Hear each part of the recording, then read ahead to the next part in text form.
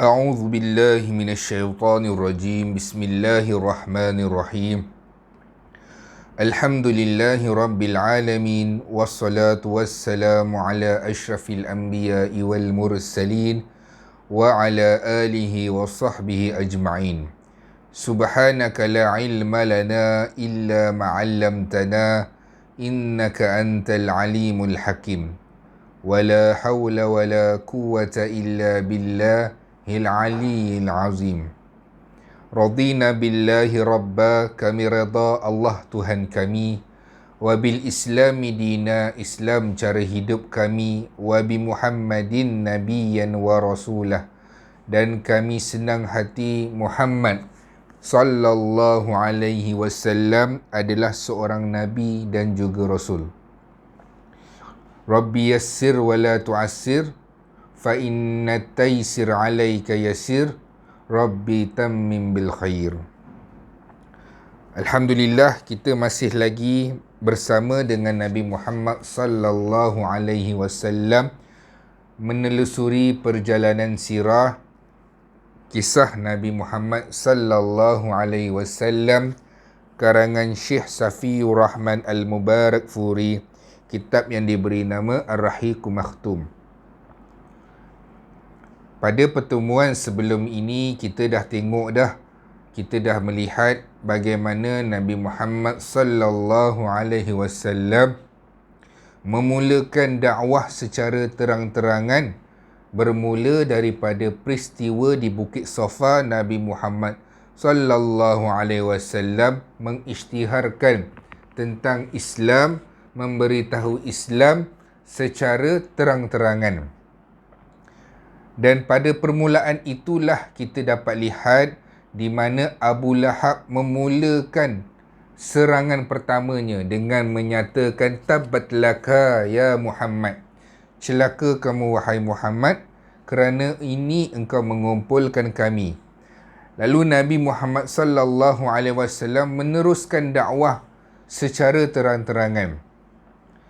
Pada masa itu Quraisy, pemimpin-pemimpin Quraisy dan juga pembesar-pembesar Quraisy tidak puas hati. Maka mereka telah menyusun langkah-langkah untuk memadamkan dakwah Nabi Muhammad sallallahu alaihi wasallam.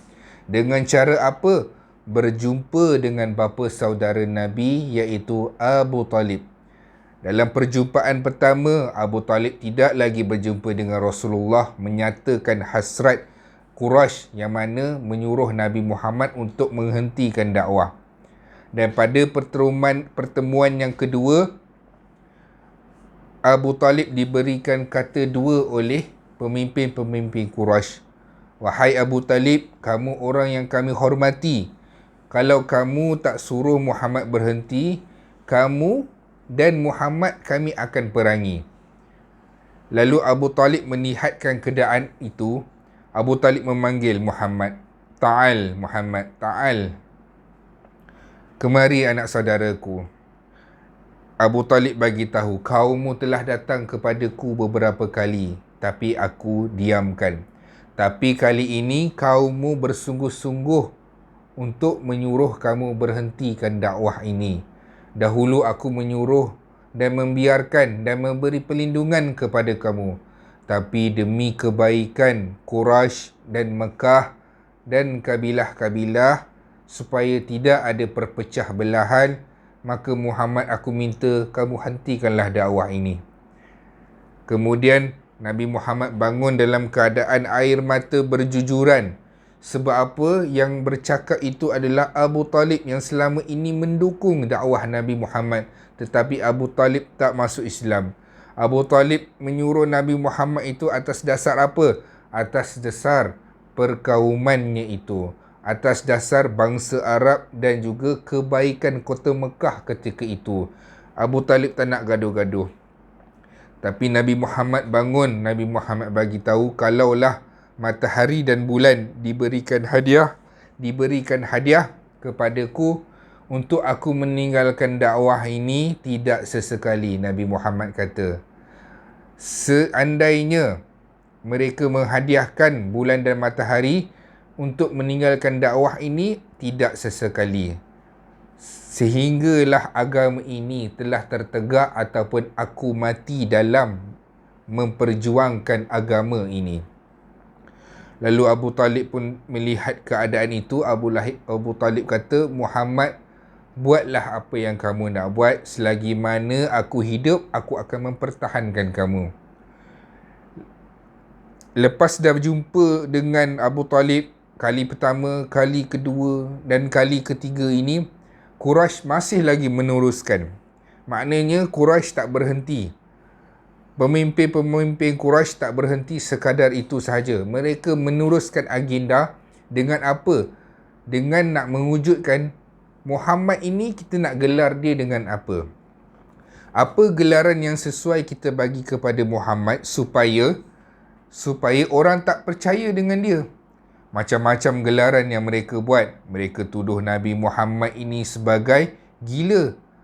Mustahil. Mereka kata mustahil sebab Muhammad tak ada ciri-ciri gila. Nak kata Nabi Muhammad ini penyihir ataupun dukun. Tak boleh juga sebab apa? Nabi Muhammad ini tiada ciri-ciri seorang dukun sekalipun. Sampailah Walid bin Mughirah ini, dia pergi dengar sendiri Al-Quran. Tapi untuk dia dengar Al-Quran tu untuk apa? Untuk nak mendapatkan ilham. Apa nak tuduh Muhammad ini? Dia pun mendengarkan Al-Quran. Cahaya Al-Quran tu masuk ke dalam jiwa dia. Tapi dia tahan. Lalu dia berpatah balik kepada kaum dia. Dia kata Muhammad ini kita tak boleh kata dia penyihir. Tapi kita boleh kata Muhammad ini menggunakan perkataan-perkataan sihir yang boleh mempecah belahkan ahli keluarga. Mereka gunakan perkara itu.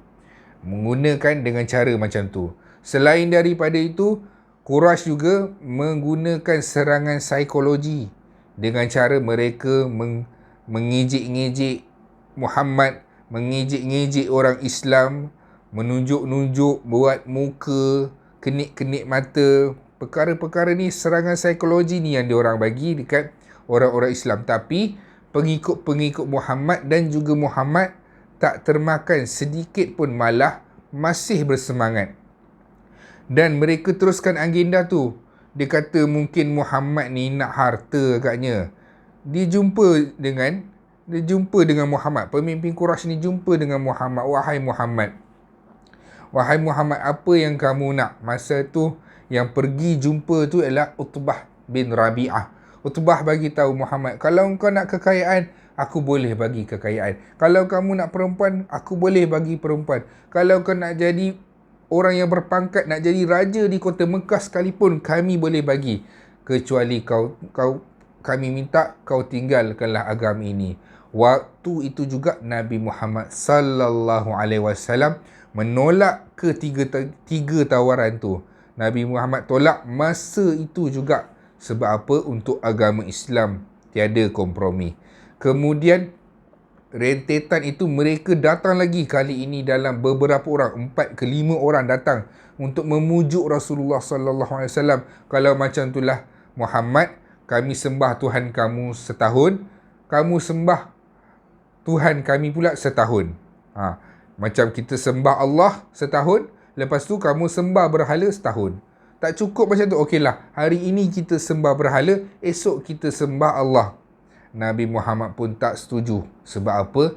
Untuk perkara tauhid ni mustahil untuk kita mensyirikkan Allah sesaat, sedetik sekalipun. Lalu Allah menurunkan surah iaitu Qul ya ayyuhal kafirun. Wahai orang-orang kafir, kamu dengan sembahan kamu, kami tidak menyembah apa yang kamu sembah dan kamu tidak menyembah apa kami sembah. Kemudian ditutup dengan ayat, kamu dengan agama kamu, aku dengan agama aku. Lakum dinukum waliyadin. Kamu dengan sembahan kamu, kami dengan agama kami. Begitulah. Kemudian habis daripada rentetan tu, habis daripada perkara tu, Quraisy kata dah tak boleh jadi dah.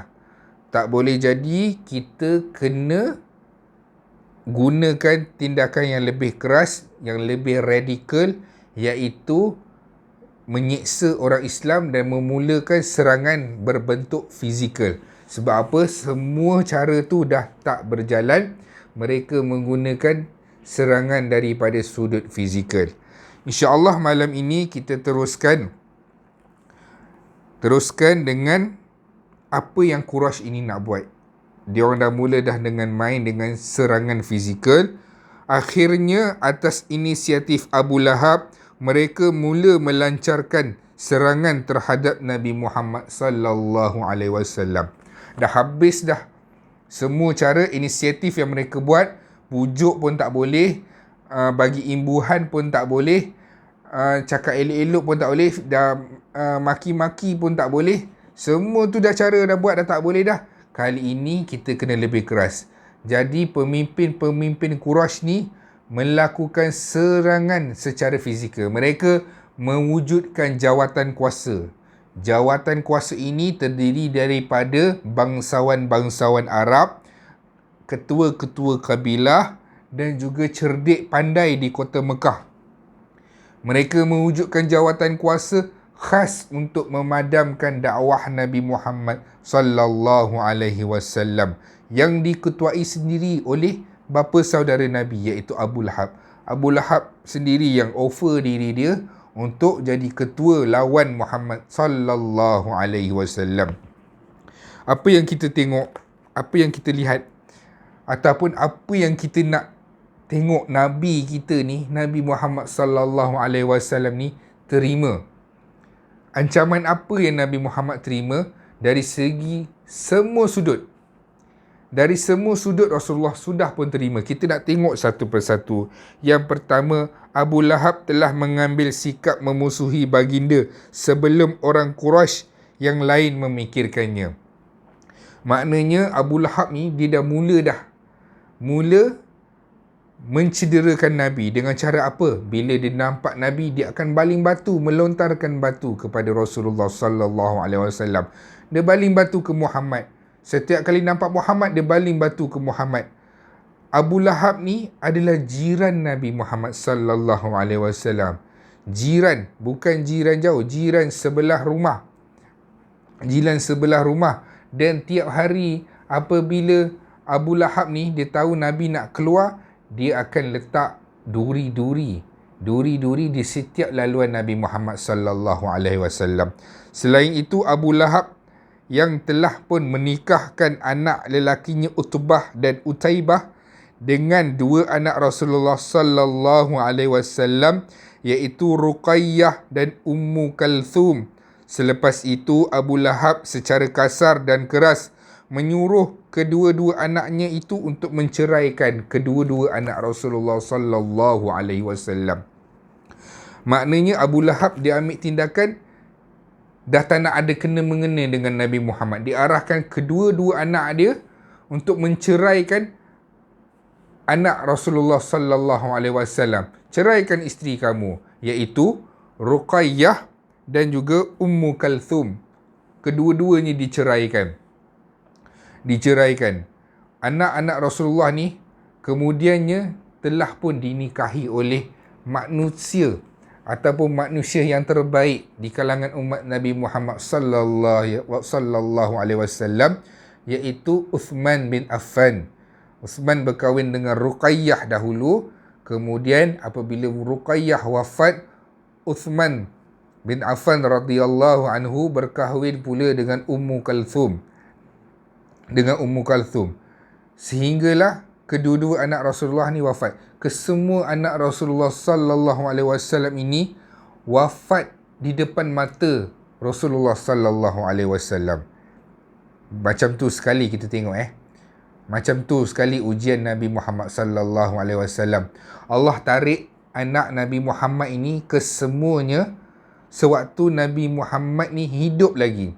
Seorang-seorang Allah Subhanahu Wa Taala tarik. Yang hanya tinggal adalah Fatimah. Itu pun selepas beberapa bulan kewafatan Rasulullah sallallahu alaihi wasallam, Fatimah radhiyallahu anhu pula yang wafat beberapa bulan ketika itu.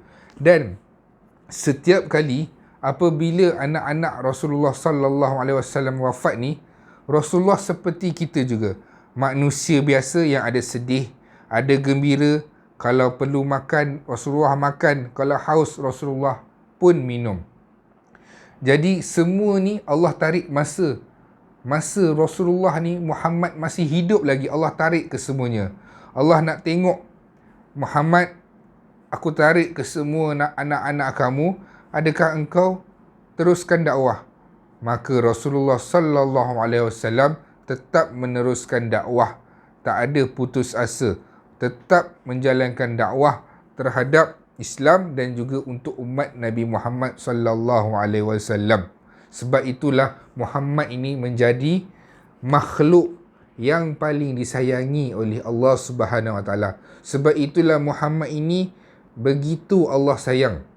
Sebab apa? Sebab dia melaksanakan semua tuntutan-tuntutan 100%. 100%. Dan apabila kita melihat ke semua anak Rasulullah sallallahu alaihi wasallam ni diambil satu persatu, kita bayangkan hidup kita. Kalaulah Allah Subhanahu Wa Taala tarik seorang anak kita, kita nak pergi kerja pun dah tak semangat. Bukan nak pergi kerja, nak duduk dalam rumah tu pun dah tak mampu. Sebab apa? Bila nampak kat sudut tu, teringat dulu anak lalu kat situ. Tengok bilik anak pula, teringat dulu anak dulu pernah tidur dekat sini. Tak boleh buat kerja, tak boleh nak meneruskan kehidupan. Bayangkan Rasulullah sallallahu alaihi wasallam, Allah ambil tarik anak Nabi Muhammad sallallahu alaihi wasallam ini keseluruhannya, kecuali Fatimah. Nabi melihat ataupun mengkebumikan anak-anaknya di depan mata Nabi Muhammad sallallahu alaihi wasallam itu. Kemudian Abu Lahab ni dia ambil tindakan apa? Dia ambil tindakan suruh anak dia ni ceraikan anak Muhammad sallallahu alaihi wasallam. Lalu diceraikanlah. Begitu sekali kita nampak ujian Rasulullah sallallahu alaihi wasallam. Seterusnya ketika Abdullah, anak kedua Rasulullah sallallahu alaihi wasallam meninggal, anak Nabi Muhammad yang bernama Abdullah meninggal, Abu Lahab bergembira dengan penuh semangat. Dia berlari-lari menemui teman-temannya untuk menyampaikan khabar bahagia kepada mereka bahawa Muhammad telah terputus zuriatnya. Sudahlah kematian anak, ada rasa sedih hati tu ada. Kita kalau dah sedih pun, kematian seseorang yang kita sayang, sedih tu pun kita dah rasa murung dah rasa down dah, tak boleh buat apa-apa. Ketahuilah Nabi Muhammad sallallahu alaihi wasallam ketika anaknya meninggal seorang demi seorang, bukan sahaja berasa sedih, malah Quraisy pergi kutuk lagi. Siap kata, Abu Jahal siap berlari-lari lagi, bagi tahu dekat semua penduduk Mekah, dia kata Muhammad dah terputus zuriat dia. Dia dah tak ada anak lelaki dah. Semua jadi bahan gelak, bahan ejek, bahan senda gurau. Kalau kita rasanya dah tak boleh nak kawal dah perasaan tu, panas baran tu, silap-silap kita pukul orang tu, bertumbuk kita masa tu. Tapi Muhammad sallallahu alaihi wasallam ni diuji sebegitu sekali. Diuji sampai macam tu sekali. Abu Lahab sentiasa mengekori Nabi Muhammad sallallahu alaihi wasallam ketika musim haji. Apabila sampai musim haji, semua orang-orang yang datang ke kota Mekah untuk menunaikan haji daripada luar. Maksudnya daripada semenanjung luar daripada kota Mekah datang untuk menunaikan haji. Jadi Abu Lahab ni, Abu Jahal ni risau. Sebab apa? Ini akan datangkan masalah kalau Rasulullah sallallahu alaihi wasallam, kalau Muhammad menyebarkan Islam kepada orang luar. Lalu diupah orang untuk apa? Untuk mengekori ke mana? Kerajaan Mekah ketika itu mengeluarkan dana mengupah orang untuk mengekori Nabi. Untuk apa? Bila Nabi berdakwah, orang tu pun bercakap juga, pun pandai bercerita juga, pandai bersyarah juga. Tapi dia akan cerita perkara-perkara hiburan yang kelakar, buat lawak dan sebagainya untuk tarik minat orang supaya tidak mendengar apa yang Rasulullah sallallahu alaihi wasallam nak katakan. Selain itu, ini semua ni kita tengok perkara ni sebenarnya apa yang Rasulullah sallallahu alaihi wasallam lalui ni belum pernah daripada kita lalui lagi. Ujian Rasulullah ni kita himpunkan keseluruhan ujian Rasulullah ni untuk umat Nabi Muhammad akhir zaman ni, belum satu pun yang menerima ujian seperti ujian Nabi Muhammad ini. Siapa pun dia, ustaz ke, ulama ke, belum sampai tahap diuji dengan macam ni. Belum pernah lagi kehilangan anak, kena kutuk dan sebagainya. Selain itu, kita boleh tengok isteri Abu Lahab juga adik perempuan Abu Sufyan. Isteri Abu Lahab yang juga adik perempuan Abu Sufyan. Bermaknanya Abu Sufyan dengan Abu Lahab ini adalah ipar. Isteri Abu Lahab ni adik kepada Abu Sufyan juga, iaitu Ummu Jamil. Ummu Jamil Urwa bin Harb bin Umayyah. Ummu Jamil ni tidak kurang hebatnya dalam memusuhi Rasulullah sallallahu alaihi wasallam. Bermakna dia dengan suami dia sama naik. Abu Lahab pun membenci Rasulullah, isteri dia Ummu Jamil pun membenci Rasulullah sallallahu alaihi wasallam. Sehingga kan dia memikul kayu-kayu yang berduri lalu meletakkan pada hari di jalan yang mana biasa dilalui oleh Nabi Muhammad sallallahu alaihi wasallam. Dia kumpul pokok-pokok yang berduri, ranting-ranting yang berduri. Untuk apa? Untuk diletakkan di jalan-jalan yang mana Rasulullah sallallahu alaihi wasallam akan lalu. Maknanya untuk apa niat dia? Mencederakan Nabi Muhammad sallallahu alaihi wasallam, sehingga Allah menurunkan Al-Quran dan menyifatkan sifat isteri Abu Lahab ni, iaitu Ummu Jamil, sebagai pemikul kayu bakar. Pemikul kayu bakar dalam surah Al-Masad. Tabbat yada abi lahabin wa tab. Sampailah satu ayat iaitu Hammalatal Hatab, di mana ayat itu merujuk kepada isteri Abu Lahab sebagai pemikul kayu bakar, kayu api. Mendengar ayat Al-Quran yang turun berkenaan dengan dirinya dan suaminya, Ummu Jamil ni dengan geram segera mendatangi Muhammad sallallahu alaihi wasallam. Dia dah dengar dah ayat Quran tu turun, surah Tabbat Yada tu, surah Al-Masad. Dia dengar dan surah itu merujuk pula kepada suami dia dan diri dia sendiri. Dia dah tak tahan dah. Sebab apa? Dia ni memang jenis orang yang keras perkataannya, makiannya. Dia pergi jumpa Rasulullah sallallahu alaihi wasallam dengan membawa beberapa buah batu. Untuk apa? Untuk nak dihempukkan kepada Muhammad sallallahu alaihi wasallam. Lalu dia pergi sampai dekat berdekatan kawasan Kaabah. Dia nampak Abu Bakar di situ. Ketika itu dia dekat tangan dia ada batu besar. Lalu dia cakap, "Hai Abu Bakar, mana temanmu? Aku mendengar khabar bahawa dia telah mencelaku. Demi Allah, jika aku melihat dia, akan kusumbat batu ini ke mulutnya." Maknanya dia nak hempuk Rasulullah sallallahu alaihi wasallam dengan batu. Sampai dia kata, dia bersumpah, dia kata, "Kami akan ingkar melalui perkataannya. Arahannya kami abaikan dan agamanya telah pun kami benci." Sempat lagi dia maki. Dia bukan sahaja marah kepada Muhammad, malah dia maki lagi dan dia menyatakan hasrat dia, tekad dia yang kami tak akan sesekali ikut Muhammad. Masa dia pergilah tu, dia berlalu pergi, Abu Bakar pelik. Sebab apa? Masa tu Muhammad ada dekat sebelah dia. Rasulullah sallallahu alaihi wasallam ada dekat sebelah Abu Bakar di depan Kaabah tu. Sampai kan Abu Bakar cakap dengan Rasulullah, "Wahai Rasulullah, kau dapat melihatnya, tetapi mengapa dia tidak dapat melihat kamu?" Sebab apa? Dia nak pukul Muhammad, nak baling batu tu dekat Muhammad. Tapi Muhammad ada je dekat sebelah Abu Bakar. Abu Bakar jadi pelik. Dia tak nampak ke Muhammad dekat sebelah aku ni? Rasulullah ni telah dihijabkan pandangannya. Maknanya Abu Bakar ni, dia kata, "Ummu Jamil tak nampak ke kat kamu? Adakah dia tak nampak kamu?" Kemudian Rasulullah kata, "Ya, Allah telah menutupkan pandangan Ummu Jamil. Dia tidak ternampak aku pun sebentar tadi. Rupanya Allah telah menutupkan pandangan Ummu Jamil. Dia tak nampak Nabi Muhammad sallallahu alaihi wasallam. Kita kalau telah menjadi antara orang yang Allah sayang, Allah redha, insya-Allah, walaupun ujian-ujian yang datang itu untuk menguji keimanan kita, tapi sampai satu tahap perkara yang buruk nak berlaku, Allah akan memberi perlindungan kepada kita. Begitulah apa yang terjadi kepada Nabi Muhammad sallallahu alaihi wasallam.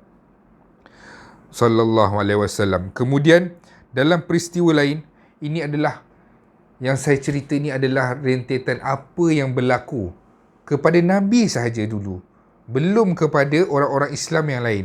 Maknanya dalam tempoh Rasulullah berdakwah secara terbuka, sebelum berhijrah lagi, benda ini hari-hari Rasulullah lalu. Maknanya hari-hari Rasulullah lalu, Rasulullah nak pergi keluar berdakwah, akan ada najis-najis unta ataupun perut-perut kambing yang telah busuk diletakkan di hadapan rumah Rasulullah, ataupun duri-duri kayu yang diletakkan di depan rumah Rasulullah, ataupun jalan yang Rasulullah lalu. Benda ni yang saya cerita ni adalah rutin yang Rasulullah lalui sepanjang dakwah Rasulullah berada di kota Mekah. Kita kalau jiran letak depan kita kucing dia buang najis depan rumah kita pun, insya-Allah memang dah berperang dah kita. Berperang habis. Update status apa semua dekat Facebook, jiran tak guna dan sebagainya. Rasulullah ni bukan Rasulullah tak tahu siapa yang letak tu. Rasulullah tahu. Tapi Rasulullah biarkan saja. Sebab apa? Rasulullah nak ajar kita jalan dakwah ini berliku dan berat. Natijah dia ataupun buah yang Rasulullah akan kutip adalah apabila satu hari nanti Mekah akan tunduk kepada kerajaan Madinah. Maksudnya dengan kerajaan Islam. Satu hari nanti apabila Rasulullah membuka semula kota Mekah, yang kita akan ceritakan panjang lagi kisahnya itu. Kemudian kita tengok lagi dalam beberapa kisah di mana kita akan tengok Utbah bin Abi Mu'ayth. Utbah bin Abi Mu'ayth ni kita akan tengok dia ni adalah sahabat Rasulullah sallallahu alaihi wasallam sebelum Rasulullah menjadi nabi lagi. Maknanya Rasulullah datang rumah dia datang rumah Rasulullah. Mereka bersahabat, tapi apabila Rasulullah sallallahu alaihi wasallam menjadi nabi, menjadi rasul, menyebarkan Islam, orang dah mula membenci ataupun menjauhkan diri dengan Rasulullah. Jadi Utbah ni pun terpalit. Sebab apa? Dia tak boleh terima keadaan itu. Dia jenis yang nak bersukaria, nak kawan yang ada pengaruh. Kalaulah Utbah ini berkawan dengan Rasulullah sallallahu alaihi wasallam, ketahuilah tempatnya di syurga nanti akan bersama juga dengan Nabi Muhammad sallallahu alaihi wasallam. Utbah bin Abi Mu'ayth inilah yang akan jadi orang yang paling kecewa sendiri. Yang paling kecewa dekat mana? Dekat mahsyar nanti. Sebab apa? Salahnya dia memilih kawan. Sampaikan ada ayat Quran menceritakan keadaan Utbah ni, yang di mana ketika dia di mahsyar nanti akan menggigit jari. Sebab apa? Sebab menyesal salah pilih kawan. Pada satu hari Nabi Muhammad sedang mengerjakan solat berdekatan Kaabah, sedangkan Abu Jahal dan teman-temannya sedang duduk-duduk di situ. Salah seorang daripada mereka berkata, "Siapakah antara kamu yang mahu membawa kotoran daripada unta sembelihan lalu meletakkannya di atas belakang Muhammad ketika dia sedang sujud?" Dia tanya, siapa antara kita ni yang berani nak pergi letak Muhammad ni, perut unta ataupun kotoran unta, pergi letak dekat Muhammad time dia tengah sujud. Ada satu riwayat lagi, dia orang cabar. Dia kata, Utbah, kamu ni kalau betul lah dah tak kawan dengan Muhammad, kamu pergi buat. Utbah ni dicabar. Lalu dia pergi buat. Maka Uqbah bin Uqbah bin Abu Mu'ayth bangkit mengambil kotoran yang dimaksudkan, lalu menunggu saat yang tepat tak kala Nabi Muhammad sallallahu alaihi wasallam sujud. Lalu diletakkan kotoran tersebut di belakang baginda, tepat di tengah-tengah antara dua bahu baginda. Kemudian ketika itu saya hanya dapat melihat. Saya hanya dapat melihat tanpa berbuat apa-apa. Andai kata saya boleh mencegahnya, perkara itu adalah mustahil. Mereka tertawa terbahak-bahak. Ini adalah kata orang Islam yang ada masa tu. Dia nampak keadaan itu, tapi orang Islam pada masa itu adalah minoriti. Mereka tak boleh berbuat apa-apa. Mereka tak mampu berbuat apa-apa. Cuma dapat melihat dan rasa sedih saja melihat Rasulullah diperlakukan sebegitu. Kemudian apabila melihatkan keadaan itu, Fatimah datang. Bila Rasulullah sujud tu, Rasulullah tak bangun. Dan diletakkan kotoran unta yang sembelih tu, yang kotoran-kotoran unta tu, bangkai tu diletakkan dekat Rasulullah time sujud tu. Anak Rasulullah sallallahu alaihi wasallam iaitu Fatimah berlari membersihkan ayah dia. Sambil dia bersih, dia menangis, dia kata, apalah salah ayah aku? Apalah yang ayah aku ganggu kepada kamu? Ayah aku tak ganggu perniagaan kamu ataupun harta kamu. Ayah aku tak buat apa-apa pun. Ayah aku cuma memberi tahu yang Tuhannya adalah Allah sahaja. Menangis-nangis Fatimah. Lalu Rasulullah sallallahu alaihi wasallam menyelesaikan solatnya dan memberi salam. Kemudian Rasulullah sallallahu alaihi wasallam pergi dekat kumpulan yang ketawakan dia, yang letakkan perut unta yang kotor itu. Rasulullah pergi. Ketika baginda datang, baginda mendoakan, Allahumma alaika bi Abi Jahal wa alaika bi Utbah bin Rabi'ah wa Syaibah bin Rabi'ah wa walidi bin Utbah wa walid ibnu Utbah wa Umayyah bin Khalaf wa Uqbah bin Abi Mu'ayth. Ya Allah, hukumlah Abu Jahal, hukumlah Utbah bin Rabi'ah, Syaibah bin Rabi'ah, Walid bin Utbah, Umayyah bin Khalaf dan Utbah bin Abi Mu'ayth. Nama-nama ni semua adalah nama-nama orang yang paling menentang Rasulullah sallallahu alaihi wasallam, dan ada nama-nama lain juga yang menentang Rasulullah. Tapi ini adalah nama yang begitu ekstrim dalam menyerang Rasulullah sallallahu alaihi wasallam. Bila dengar ni perkataan ni, bila mendengarkan Nabi Muhammad sallallahu alaihi wasallam menyebut perkataan ini, semuanya jadi takut. Yang tengah gelak masa tu terdiam, jadi menggigil, sejuk tangan mereka. Sebab apa? Sebab mereka tahu Muhammad kalau bercakap, kata-katanya benar. Muhammad bukan berdusta. Mesti akan berlaku. Baginda menyebut nama-nama ketujuh-tujuh mereka, tapi menyebut nama kesemua itu demi Allah yang jiwaku berada di tangannya, yang menyaksikan orang yang disebutkan namanya oleh Rasulullah itu tadi, semuanya mati dalam perang Badar. Umayyah bin Khalaf lain pula kelakuannya. Setiap kali melihat Rasulullah, dia selalu mencela dan mengumpat baginda tentang dirinya. Maknanya Rasulullah cakap tu, ada riwayat bagi tahu Rasulullah kata, Rasulullah tunjuk sorang-sorang nama-nama yang tadi, Utbah, Abu Jahal semua tu. Rasulullah bagi tahu demi Allah, kamu semua, leher kamu semua akan disembelih. Umur mereka semua tak panjang. Semuanya mati dalam peperangan Badar. Maknanya Abu Jahal, Umayyah masa tu, Umayyah bin Khalaf, semuanya mati dalam perang Badar. Maksudnya perang Badar ni seawal peperangan umat Islam lagi mereka dah mati. Umur mereka tak panjang pun. Sebab apa? Sebab Allah menzahirkan doa yang Rasulullah sallallahu alaihi wasallam itu ucapkan. Kemudian Ubay bin Khalaf tidak jauh bezanya dengan Uqbah bin Abi Mu'ayt. Uqbah benar-benar melakukannya. Ubay bin Khalaf turut menghancurkan tulang yang busuk lalu menebarkan ke udara sehingga meniup angin membawa ke arah Rasulullah. Uqbah ni ataupun Ubay bin Khalaf ni, dia hancurkan tulang yang busuk, punyalah nak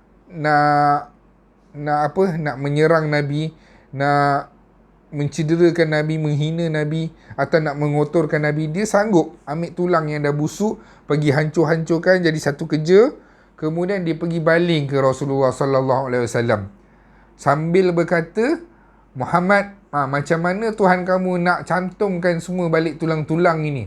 Sambil dia buat tu, dia perli lagi Nabi Muhammad sallallahu alaihi wasallam.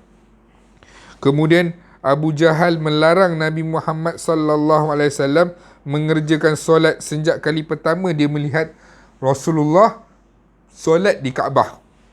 Nabi sedang solat di makam Ibrahim. Dia serta-merta mengherdik, "Hai Muhammad, bukankah aku telah melarang kamu melakukan ini?" Dia kata macam tu. Dia kata, "Muhammad, bukankah aku dah larang? Lepas tu, apa alasan kamu untuk tidak memberi aku untuk solat?" Rasulullah kata. Rasulullah menjawab perkataan Abu Jahal tu. Maka turunlah ayat Quran. Maka biarlah dia memanggil pengikutnya kelak. Kami akan memanggil malaikat Zabaniyah.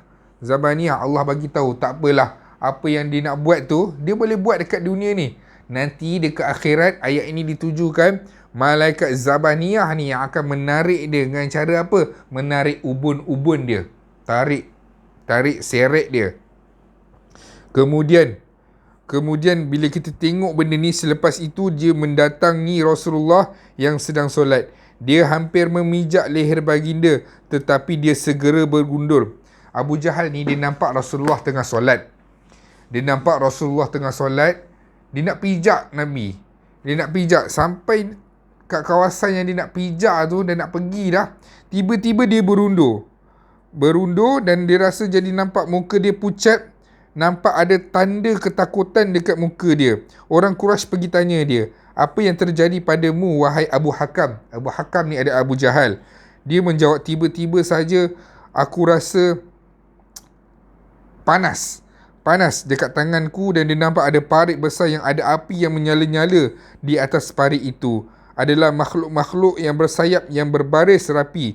Rasulullah mengulas peristiwa itu. Maknanya, dia kata, aku tak berani nak pergi. Sebab apa? Aku nampak ada satu parit dengan api yang besar dan ada makhluk-makhluk yang bersayap yang ada dekat situ cuba nak menghalang aku. Aku tak teruskan. Kata Rasulullah, sekiranya dia cuba juga untuk mendekati, pasti para malaikat akan menyambar tubuhnya, potong satu demi satu. Jadi, inilah beberapa rentetan kisah daripada banyak lagi kisah tentang apa yang Rasulullah sallallahu alaihi wasallam lalui. Yang pertamanya, Rasulullah dimusuhi sendiri oleh bapa saudara dia dan juga oleh pembesar-pembesar menteri-menteri Quraisy. Mereka tak nak Islam ini disebarkan. Sampaikan diorang buat mesyuarat jawatan kuasa khas untuk menghalang dakwah Rasulullah. Abu Lahab dah mula membaling batu ke Rasulullah. Sampaikan isteri Abu Lahab sendiri iaitu Ummu Jamil pun turut sama meletakkan duri-duri di setiap jalan yang Rasulullah sallallahu alaihi wasallam akan lalui. Dan apabila Rasulullah solat, semua orang pergi mengejek, menghina, dan ada yang berani meletakkan perunta najis yang busuk tu pergi letak waktu Rasulullah setengah sujud. Kita 40 tahun solat, 30 tahun solat, belum lagi ada orang letak najis dekat kita waktu kita solat. Tapi kita macam tu pun tak nak solat lagi. Kemudian Rasulullah sallallahu alaihi wasallam dipukul, diikuti ke mana saja Rasulullah sallallahu alaihi wasallam pergi.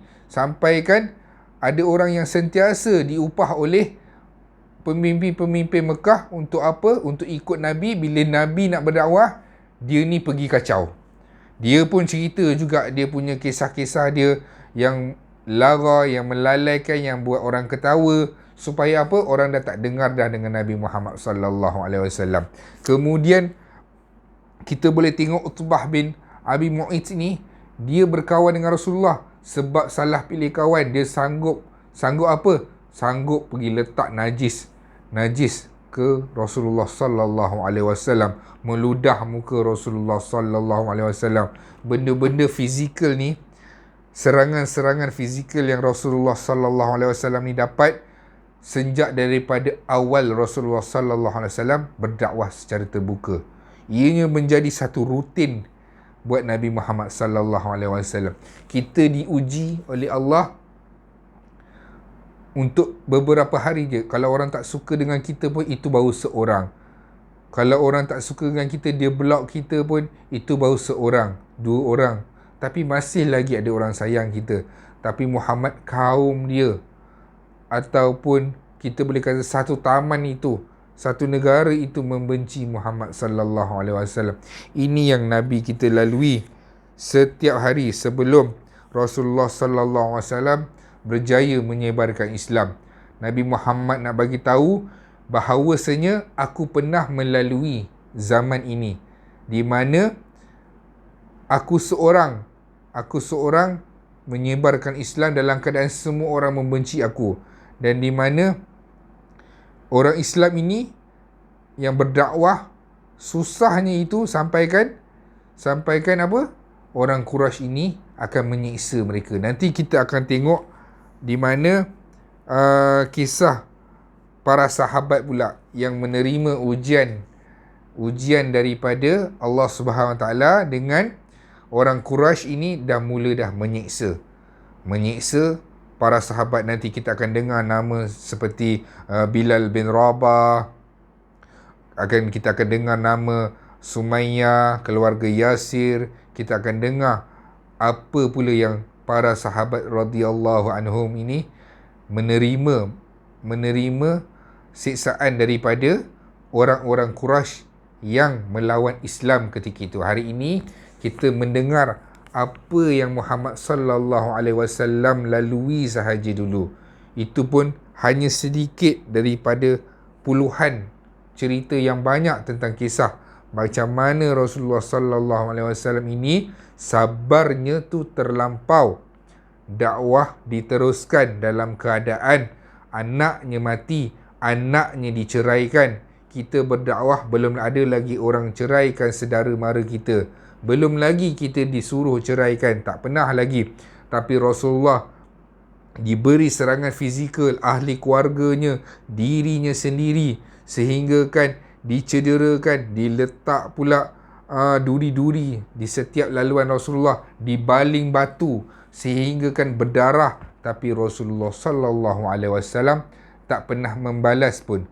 Rasulullah akan membalas kebaikan dengan lebih baik lagi. Ini kan pula kejahatan. Rasulullah tidak pernah membalas kejahatan dengan kejahatan. Rasulullah membalas kejahatan dengan kebaikan. Sekadar itu dulu. Kita akan sambung, kita akan lihat, akan datang kisah para sahabat pula yang menerima siksaan dalam tempoh dakwah secara terang-terangan ni. Yang baik datang daripada Allah, yang lemah, yang hina adalah kelemahan saya sendiri. Assalamualaikum warahmatullahi wabarakatuh.